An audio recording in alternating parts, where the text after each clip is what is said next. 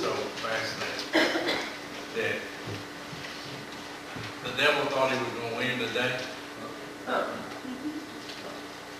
And we were obedient enough to step up. And I don't know about you, but I got to listen to the words as I was singing, and which usually doesn't happen because I'm so concentrating on how to sing it and things like that. But today I actually concentrated on the words. And I must have Jesus. And so, as we gather together to worship,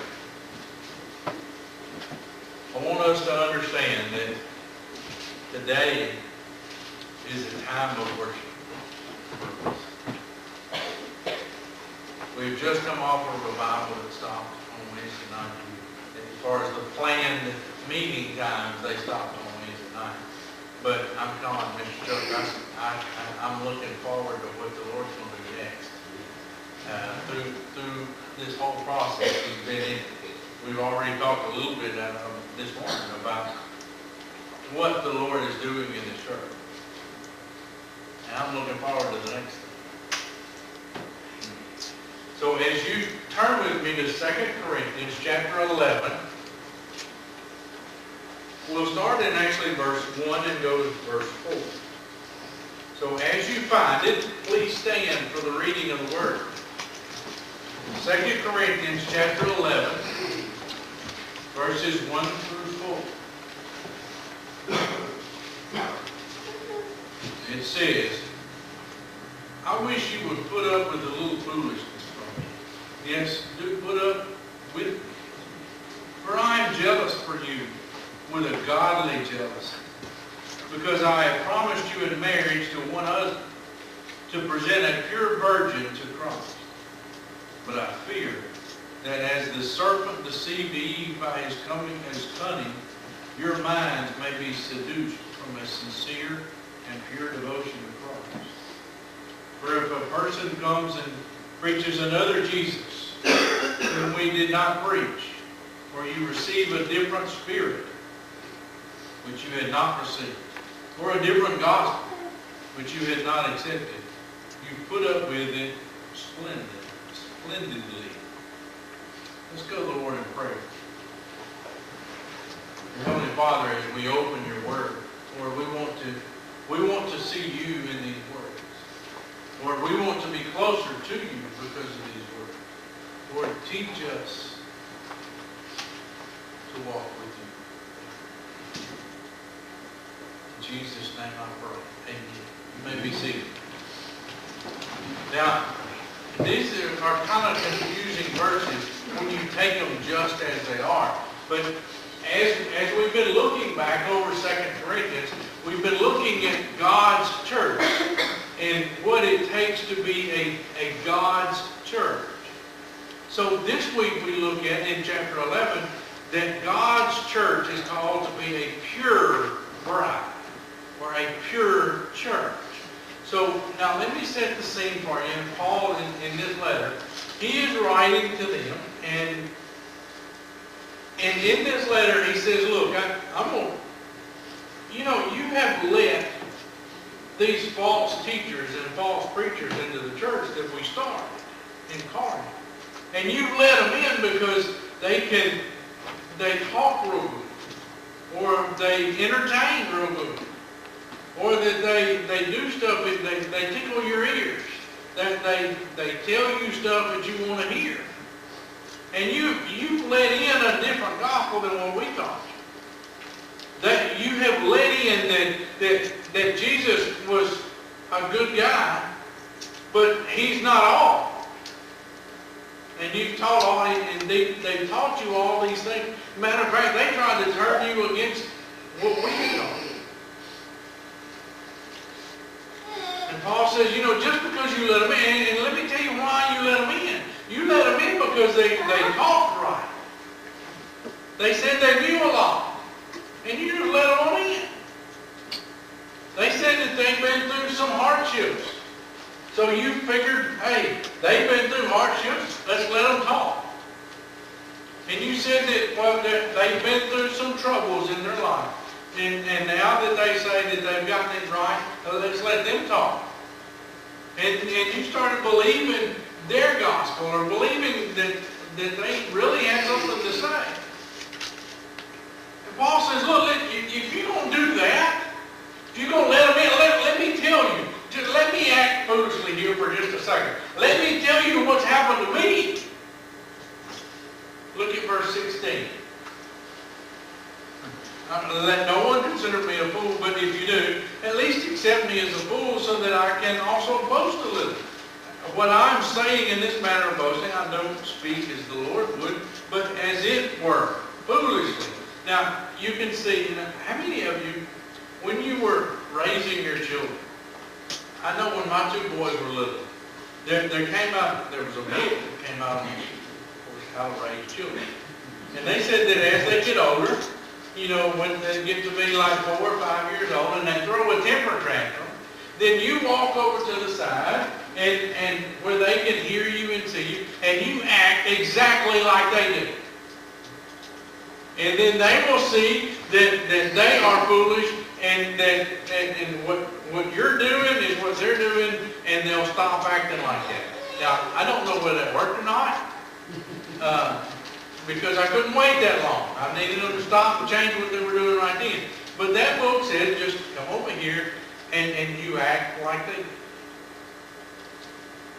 And that's exactly what Paul is doing. He said, look, you let those false preachers in because they talked real well, or they said they knew a lot, or that they had gone through a lot. Let me tell you what I've been going through. Since you're going to let those false ones in, let me tell you. Look at verse 19. For you, being so wise, gladly put up with fools. In fact, you put up with it if someone enslaves you, if someone exploits you, if someone takes advantage of you, if someone is arrogant toward you, if someone slaps you in the face. I say this to our shame. We have been too weak for that. So Paul is saying, look, maybe we didn't teach you right. But in whatever anyone dares to boast, I am talking foolishly. I also dare. All right, here it goes. In verse 22. And Paul says, look, you let them in because they knew certain things, or because of who they were, their families were, or whatever. Let me tell you. Are they Hebrews? So am I. Are they Israelites? So am I. Are they the descendants of Abraham? So am I. Are they servants of Christ? I'm talking like a madman. I'm a veteran. With far more labors, many more imprisonments, far worse beatings, many times near death. 5 times I received the 40 lashes, minus 1 from the Jews. 3 times I was beaten with rods. Once I received a stoning. 3 times I was shipwrecked. I have spent a night and a day in the open sea. On frequent journeys, I faced dangers from rivers, dangers from robbers, dangers from my own people, dangers from Gentiles, dangers in the city, dangers in the wilderness, dangers at sea, dangers among false brothers, toil and hardship, many sleepless nights, hunger and thirst, often without food, cold, or without clothing. Not to mention other things. There is the daily pressure on me, my concern for all the churches. Who is weak and I am not weak? Who is made to stumble and I do not burn with indignation? If boasting is necessary, I will boast about my weaknesses. The God and Father of the Lord Jesus, who is blessed forever, knows I am not lying. And he continues on and says, and look at verse 33. So I was let down in a basket through a window in the wall and escaped from his hand.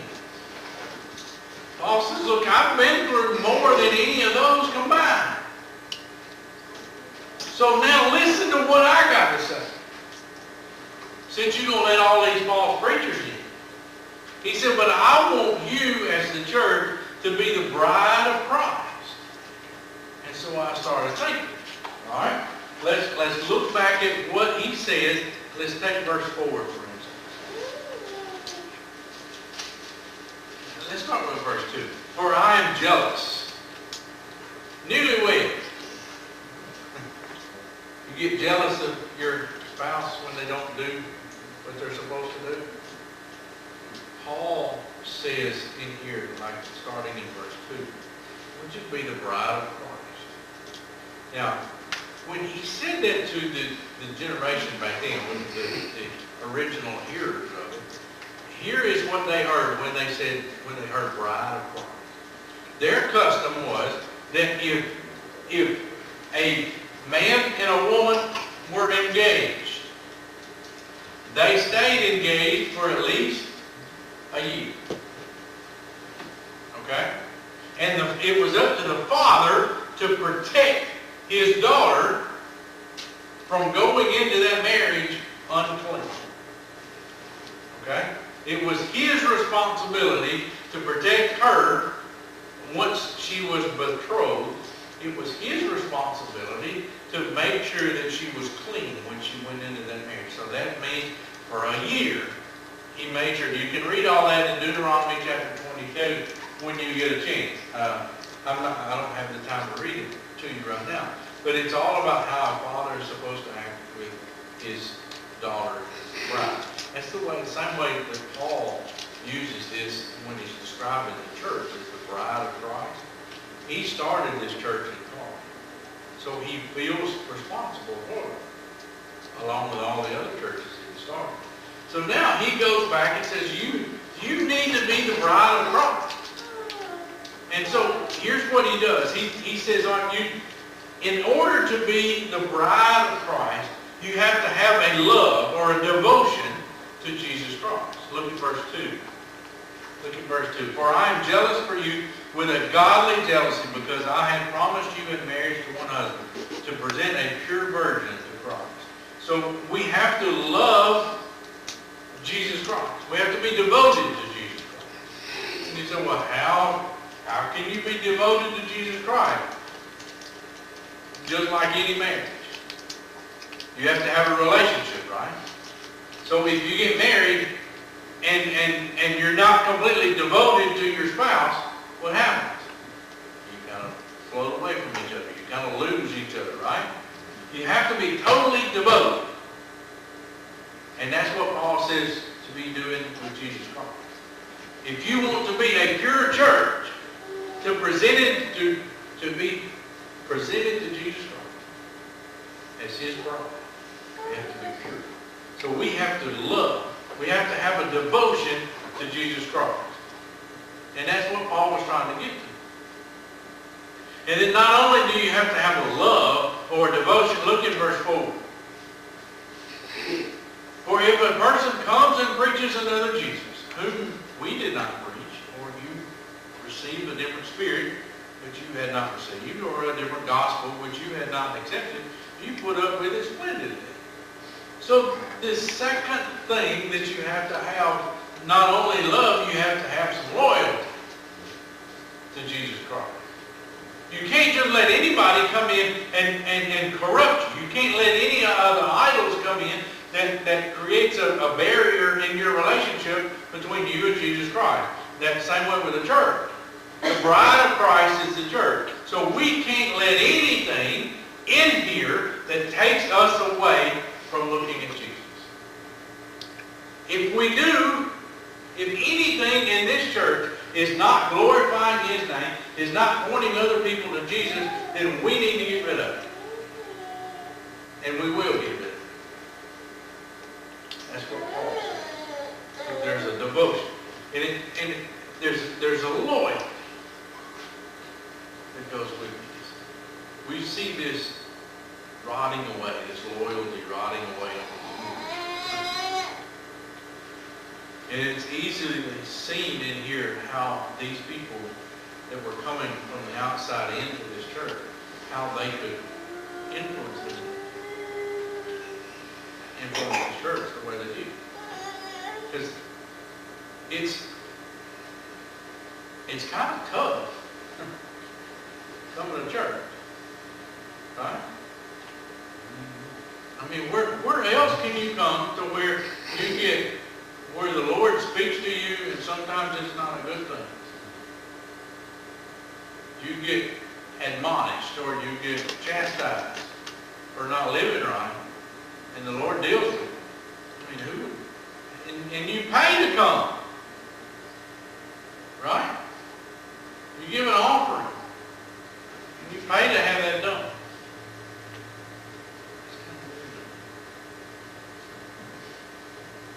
But you see how these people would get from the outside in. There's been lots of people throughout the years that have brought in these false gospels. I was reading about some of them. Reverend Sun Young Moon preached that Jesus was the second Adam, who only partially succeeded his mission. But the Reverend, he was responsible for completing the mission. Now, that's not a false gospel. I don't know what it is.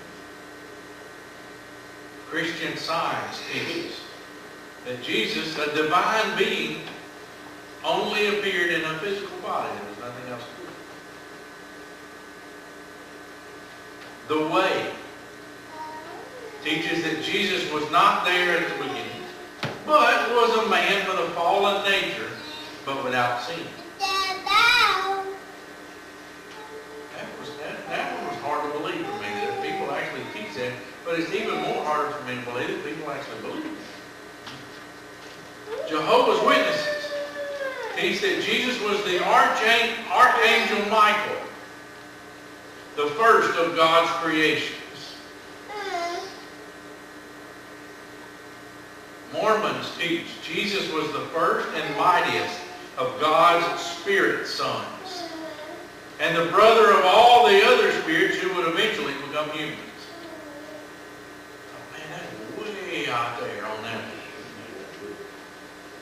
The world of faith teaches Jesus was born again after his resurrection, and he went to heaven. Oh, holy cow! The New Age teaches Jesus was a world teacher for his age in time, but they believe that a new world teacher is about to appear. Boy, will they be sadly disappointed when it's not another. Well, then the blink of an eye, they will figure out, whoops, I'm wrong. Yeah. And then, oops, it's too long. Right? It's too late. But you've got love, and then you've got loyalty. We need to stick with the gospel that you are being preached and is in you. And I want you to understand something. I want you to take me to task on one thing. If I don't preach what's in here, call me out on it, and you better get me out of here quick. If I ever teach something that is not in here, you better get rid of me. No business meeting, no nothing. You better get rid of it in a hurry. Because that means that you have allowed some other gospel or some other Jesus to come in amongst you. And that's not a good thing. You got love, and then you got loyalty. It's the same thing with a marriage, right? You've got love, and then you got loyalty. And then you've got everyday living. In a marriage, you don't know each other. I mean, you look at engagement times now. Let's say you stay engaged for a year. And, I mean, you've got all these questions. Like, who's responsible for the laundry? Who's supposed to do that? Or one of them gets upset at the other one because they're not putting the toilet paper on the rack just right. One of them got it coming from up underneath, one of them got it going over. Well, that's a bad marriage right there. But it's everyday living, and that's what Paul says, is that in your everyday living, if you want to be a pure church, you have to live like Jesus Christ is your first love, and you are loyal to him. That's what it takes. Now, when Paul said this about, look in verse 4, preaches another Jesus whom we did not preach. you put up with it splendidly. Meaning, you let them in. You let them in because you are not living like you're supposed to be. You're not loving. You are not loyal to Jesus Christ. Paul says you've got to live it. You can't go 6 days living one way and expect to get right on one day. You can't do that. This doesn't work like that. Our walk with Christ should affect what our inside looks like. Right? Our love and our loyalty should be expressed in our living. Paul says, look, I'm boasting here, but I'm boasting because of what God has done in my life. Not boasting to get something, get you to look at me. What I find interesting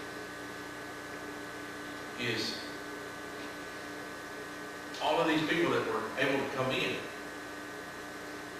I thought, wow, when they get to come in, because these people are smart. But then I found it's a job requirement. It's a job description. If you want to be a street preacher, okay? This is back in the early times. This is what the Israelites and the Gentiles were facing. So this guy wrote down what it would take in order to get into another church. All right, you ready? The traits that you should possess in particular are these. You should be smart and bold, and should abuse all and each, both kings and conquerors. For thus they will admire you and think you manly. Let your language be barbarous, like the barking of a dog. In a word, let everything about you be brutish and savage. Put off modesty, put off decency, put off moderation. Wipe away blushes from your face completely. But at all events, it is easy, man, and no trouble for all to follow, for you will not need education, doctrine, and substance. But this road is a shortcut to fame. Even if you are an unlettered man, there will be nothing to hinder you from being wondered at, if only you have impotence and boldness and learn how to abuse people properly. Which means that I can get up here, and as long as it sounds good, you'll believe it.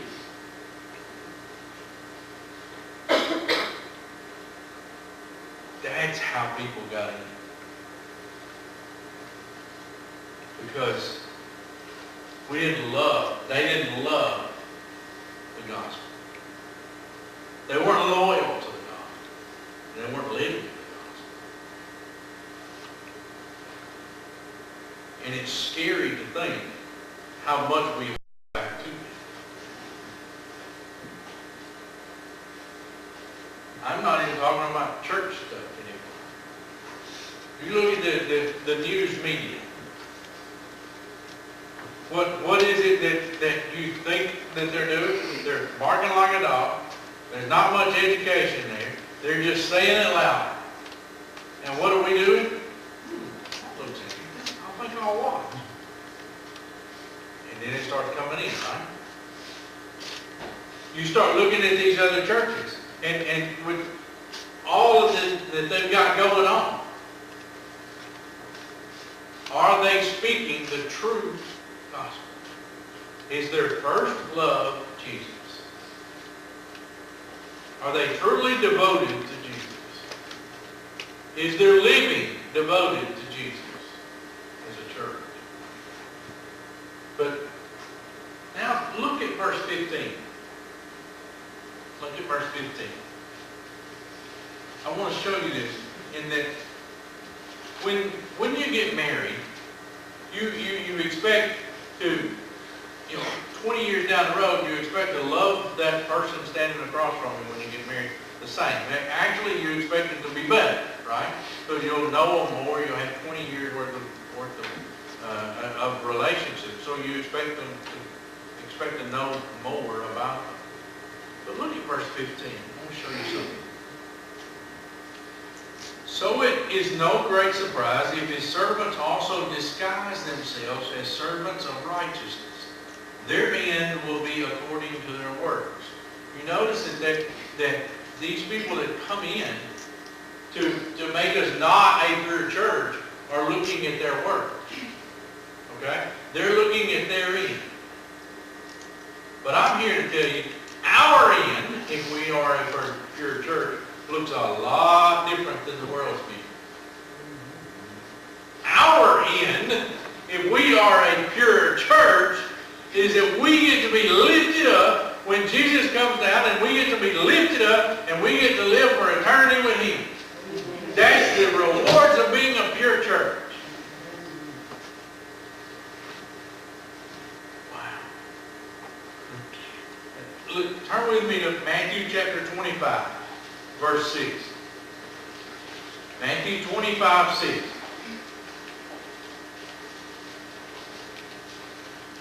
Now, you know this, and the title in your Bible says the parable of the 10 virgins. But I want you to understand, I want you to look at this as our future as a pure church, or as Christians, as a being lifted up to Jesus Christ. If we are the bride, He is the groom. I'm going to start out in verse 1. At that time, the kingdom of heaven will be like 10 virgins, who took their lamps and went out to meet the groom. 5 of them were foolish, and 5 were wise. When the foolish took their lamps and didn't take oil with them, but the wise ones took oil in their flasks with their lamps. When the groom was delayed, they all became drowsy and fell asleep. That's where we are now, drowsy and falling asleep. In the middle of the night, there was a shout, "Here's the groom! Come out to meet him!" Then all the virgins got up and trimmed their lamps. The foolish ones said to the wise ones, "Give us some of your oil, because our lamps are going out." The wise ones answered, "No, there won't be enough for us and for you. Go instead to those who sell oil and buy you some for yourself." When they had gone to buy some, the groom arrived, and those who were ready went in with him to the wedding banquet, and the door was shut. Later, the rest of the virgins also came and said, "Master, Master, open up for us." He replied, "Truly, I tell you, I don't know you. Therefore, be alert, because you don't know either the day or the hour." So that is our payoff. If we're ready, if we love Jesus and love the gospel, if we are totally devoted to Him, if we are loyal to Him, if we are living for Him, then we are ready to face the lasting future. And some of us are not. Some of us are not ready. Look at Revelation chapter 9, verse 7. Revelation chapter 19, verse 7, I'm sorry. Revelation 19, 7.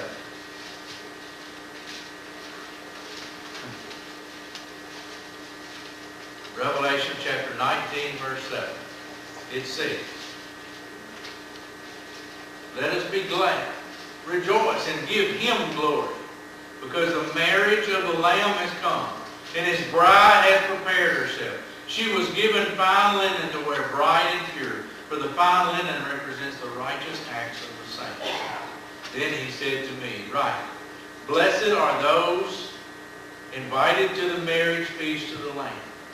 He also said to me, "These words of God are true." You see, in order for us to be a pure bride, we have to love Jesus. We have to be totally devoted to Jesus in the gospel. Then we have to be loyal. To where everything that we do revolves around Jesus Christ, the gospel, loving others, sharing that gospel with others. And then living. We have to, if we are going to be a pure bride of Christ, we have to live like we are a bride of Christ. Because we know that one day the everlasting end will come. And if we are a pure bride, we will be presented to Him. And it says in Revelation 19 that all have been invited, but not all will accept the invitation. So my question to you is this: have you accepted the invitation to be the bride of Christ? And I'm not talking churches here. I'm talking to you individually. Have you accepted the invitation to be a bride of Christ? And if you have, great. I'll see you on the other side of Jordan. And some of us have been violated. Some people have violated that pure bride part. Where we once were, but then we've kind of gotten off the path. Jesus gives us the answer to that in here. It says repent. So some of us may have backtracked a little bit and been soiled.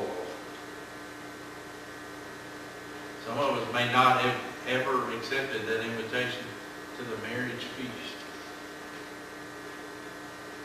To the death, the burial, and resurrection of Jesus Christ. You are invited. You just have to accept the invitation. And that's what this time of the service is for, is to